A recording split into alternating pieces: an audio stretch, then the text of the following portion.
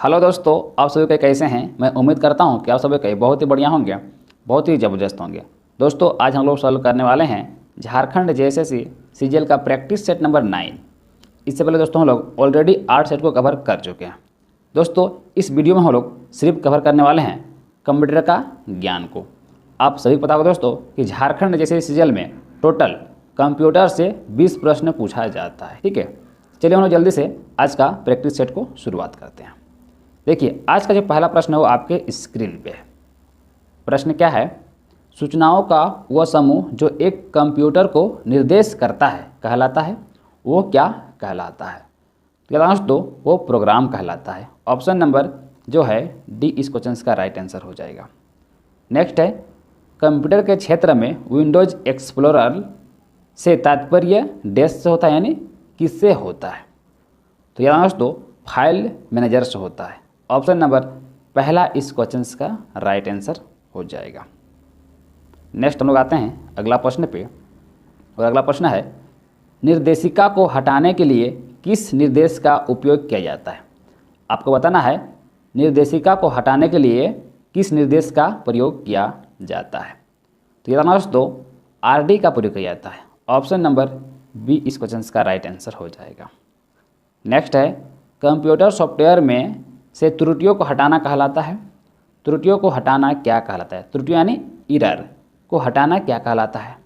तो दोस्तों डिम्बिंग कहलाता है।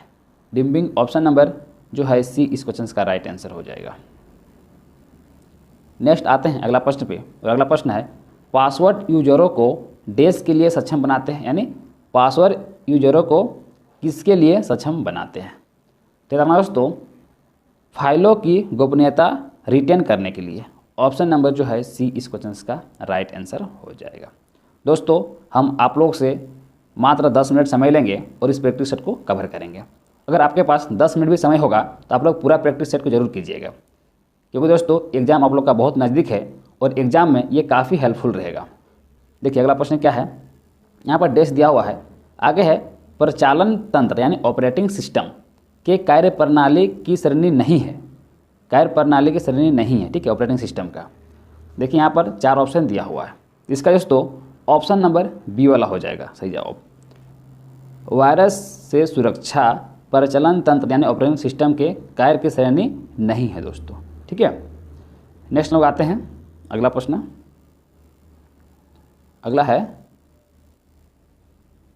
एक डॉक्यूमेंट जो सॉफ्टवेयर प्रोग्राम को कैसे यूज किया जाए इसका एक्सप्लेन करता है, डैश कहलाता है, उसे वह क्या कहलाता है? आपको बताना है एक डॉक्यूमेंट जो सॉफ्टवेयर प्रोग्राम को कैसे यूज किया जाए इसका एक्सप्लेन करता है, ठीक है, वह क्या कहलाता है? तो दोस्तों वह यूजर कहलाता है। क्या कहलाता है? यूजर कहलाता है। ऑप्शन नंबर जो है ये राइट आंसर हो जाएगा। नेक्स्ट है परिचालन तंत्र यानी ऑपरेटिंग सिस्टम की शुरुआत को क्या कहा जाता है? शुरुआत को क्या कहा जाता है ना, उसे बूटिंग कहते हैं। बूटिंग ऑप्शन नंबर देखिए जो है डी में दिया हुआ है बूटिंग। इस क्वेश्चन का right answer option number D वाला हो जाएगा बूटिंग। नेक्स्ट हम लोग आते हैं अगला प्रश्न पे। अगला प्रश्न क्या है कंप्यूटर बूट होने पर निम्नलिखित में से क्या मुख्य स्मृति यानी मेमोरी में लोड किया जाता है?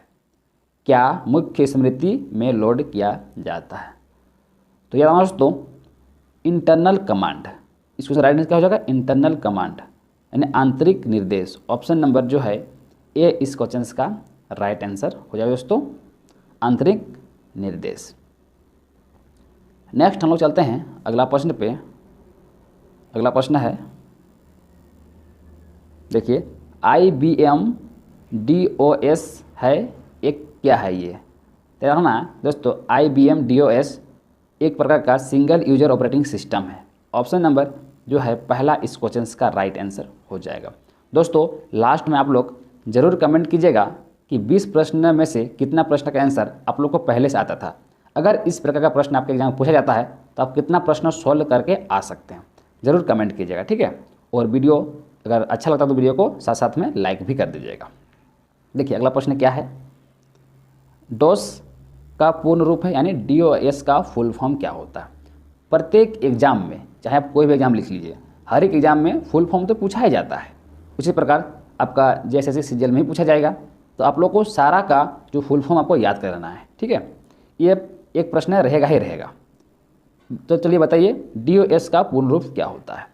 तो दोस्तों डीओएस का जो पूर्ण रूप होता है वो होता है आपका, हो जाएगा इसका right answer disk operating system हो जाएगा ना। ऑप्शन नंबर जो है सी इस क्वेश्चन का राइट आंसर दोस्तों, डिस्क ऑपरेटिंग सिस्टम। नेक्स्ट हम लोग आते हैं अगला प्रश्न पे। और अगला प्रश्न है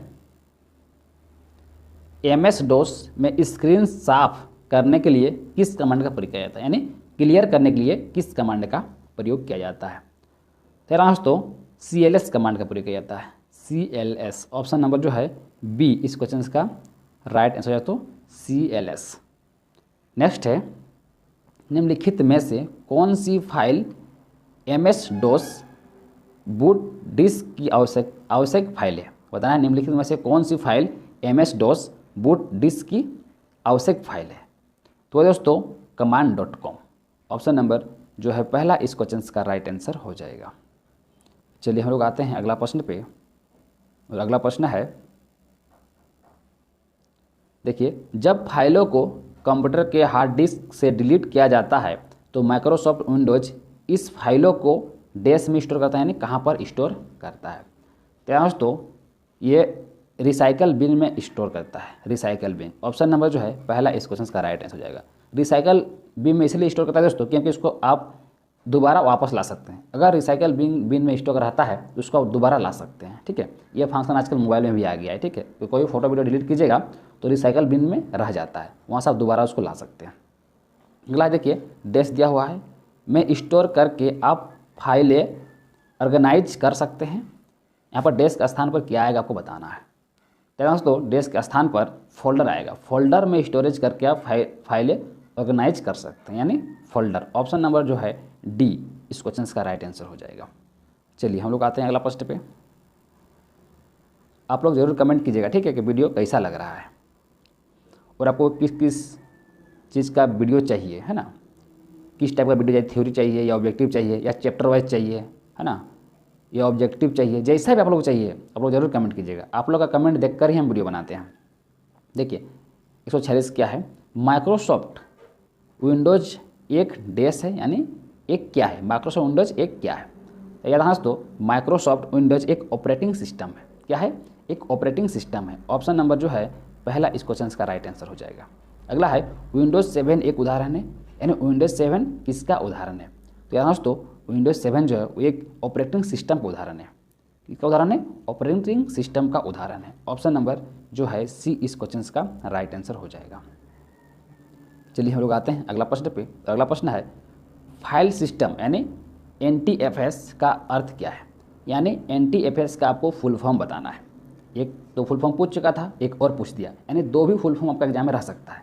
तो बताना है NTPS का अर्थ क्या होता है, यानी फुल फॉर्म क्या होता है। तो new technology file system, new technology file system. देखिए कौन सा ऑप्शन दिया हुआ है, ऑप्शन नंबर सी में दिया हुआ है। तो NTPS का अर्थ क्या हो जाएगा, न्यू टेक्नोलॉजी फाइल सिस्टम हो जाएगा। आते हैं हम लोग अगला प्रश्न पे। अगला प्रश्न है विंडोज में शॉर्टकट यानी शिफ्ट प्लस डिलीट का प्रयोग किया जाता है, यानी कब किया जाता है शिफ्ट प्लस डिलीट का प्रयोग। अगर आप लोग कंप्यूटर का यूज किए होंगे या आप लैपटॉप का यूज किए होंगे तो आप लोग शिफ्ट प्लस डिलीट कभी न कभी तो दबाए ही होंगे, ठीक है। तो क्या होता है उसमें बताना है। तो दोस्तों उसमें चयनित आइटम को रिसाइकल बिन में डाले बिना अस्थायी रूप से डिलीट करने के लिए किया जाता है। अस्थायी रूप से डिलीट करने यानी वो जो है रिसाइकल बिन में नहीं जाएगा, डिलीट होगा तो, ठीक है, अगर आप शिफ्ट प्लस डिलीट दबाते हैं तो। चलिए हम लोग आते हैं अगला प्रश्न। अगला है लास्ट प्रश्न, सारे स्क्रीन पर विंडोज को डिस्प्ले करने वाले बटन को क्या कहते हैं। सारे स्क्रीन पर विंडोज को डिस्प्ले करने वाले बटन को क्या कहते हैं। दोस्तों उसे हम लोग कहते हैं मैक्सिमाइज।